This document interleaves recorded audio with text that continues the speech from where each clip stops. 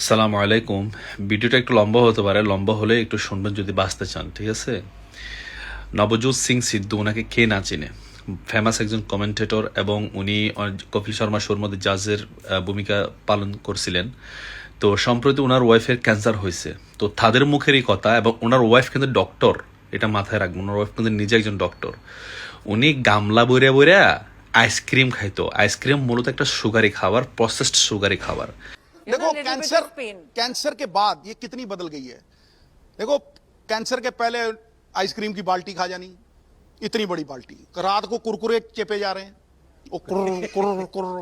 अब बिल्कुल नहीं है। अब देखो कितना बदल जाता है आदमी। मैं भी इसके साथ ही वही खाता हूं, सवेरे नीम के पत्ते, हल्दी, सवेरे नींबू, एप्पल साइडर विनेगर, चाय छोड़िए, 4 महीने बाद इसको चीट डे दिए, चाय पिलाइए गुरु।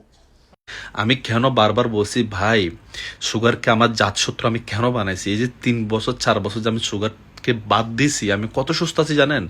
তবে আমি সমস্ত সুগার বাদ দিই না, যেগুলো আল্লাহ প্রদত্ত সুগার, হ্যাঁ, সূরা রহমানের মধ্যে যে বলছে ওই সুগার আমি বাদ দিই নাই। খেজুর, কিশমিশ, হ্যাঁ, তারপর ফ্রুটস, এগুলো সব সুগার, কিন্তু এগুলো বাদ দিই নাই। কিন্তু আমি প্রসেসড সুগার বাদ দিছি।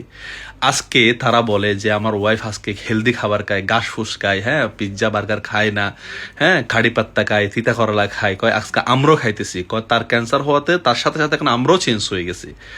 বুঝছেন, উনি ডাক্তার হওয়ার পরও, বুঝছেন, উনি মুখ মুখ সামলাতে পারেন, মানে লোভ, যে একটা লোভ, খাওয়ার লোভ সামলাতে পারেন না। তো আরো খা বাঙালি, তোরও খা, ঠিক আছে? গামলা ভরে ভরে আইসক্রিম খা, পিৎজা খা, পাস্তা খা, এই পেপসি খা, কোকাকোলা খা, এগুলো সব প্রসেস সুগার। এগুলা মূলত শরীরের মধ্যে যাওয়ার সাথে সাথে ক্যান্সারের সেলকে দ্বিগুণ বৃদ্ধি করে, কারণ ক্যান্সারের সেলের খাবারই হচ্ছে মূলত সুগার।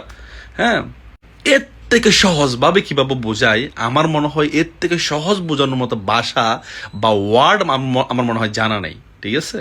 আজকে বাংলাদেশের খবর নিয়ে দেখেন, প্রতি গ্রামে গ্রামে 4-5 করে ক্যান্সার রোগী। তখন আমরা শুনতাম যে পুরো একটা সিটিতে মিলে মনে হয় একজন ক্যান্সার রোগী পাওয়া যেত না। এখন কেন ক্যান্সার হচ্ছে? কারণ খাবারকে আমরা ডাইভার্ট করে দিছি, চেঞ্জ করে দিছি, হ্যাঁ, খাবারকে মডিফাই করে দিছি, উল্টা পাল্টা খাবার খাইতেছি আমরা, যার কারণে এখন আমরা ক্যান্সার হচ্ছে। তার মধ্যে আবার ফিজিক্যাল এক্সারসাইজ নাই, মানে কোনো অ্যাক্টিভিটিসই নেই।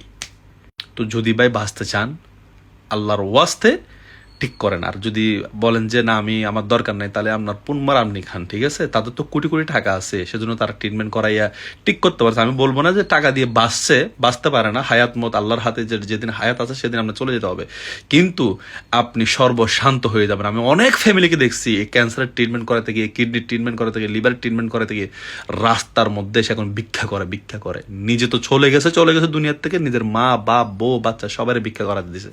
তো এটা তো আপনাকে আল্লাহ বলে নাই। সুস্থ খাবার খান, ইট হেলদি, বি হেলদি, এ কথাটা মনে রাখবেন। ইট হেলদি, বি হেলদি। আজকে ভালো খাবেন, কালকে ভালো থাকবেন। আসসালামু আলাইকুম।